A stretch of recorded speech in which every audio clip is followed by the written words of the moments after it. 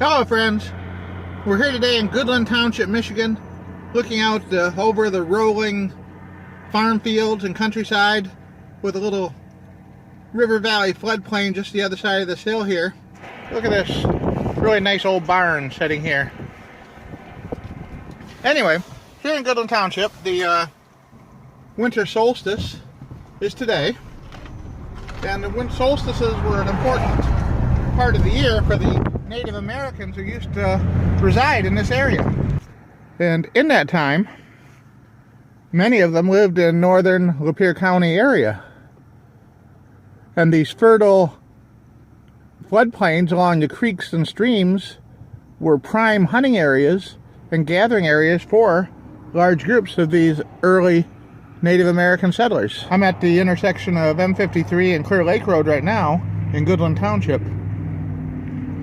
Well, maybe between a quarter and a half mile directly southeast of where I'm at, right through this area, right through there, is the location of one of the most interesting burial sites found in Michigan that the Native Americans used. Two separate structures were found with the remains of dozens and dozens of the original peoples of this region. And it was quite a fascinating story. I'd like to share it with you here today. Just about 80 years ago, a farmer and an amateur archaeologist made a shocking discovery right near this area. Section along the little creek that flows through there, they discovered an ancient Native American burial ground. Here's the original site plan drawing of the excavation site. And in the next current overlay, you can see the site as it looks today is totally different. The river has been relocated and the whole land area has been changed and modified so that nothing of the original area exists anymore. With this elevation map, we can see the land form is very similar to what it was 85 years ago, but the flow of the river and the floodplains have been artificially altered by a rerouting by the engineers. Now I have to say, the area has been excavated and is legally protected. There's nothing that remains of the excavation site. The property was reverted back to farmland after the excavation, and now it's mostly grown over, and it is all privately owned, private property, and you can't go back in there. So we don't want anybody coming around, messing around here, because there's really nothing to see anyway. But the idea is that we want to keep the history alive so people are aware of these kinds of things that existed here in Lapeer County. And when you do find Native American remains or artifacts, that you need to do the right thing and call in the authorities and have those things repatriated to the tribal organizations.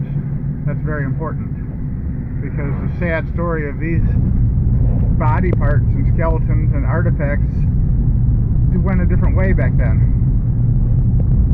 So we're going to look for some icons and see if we can find some that kind of like mark some locations from the old photographs of the site. One of the locations clearly visible in this photo I'll show right here of the original dig site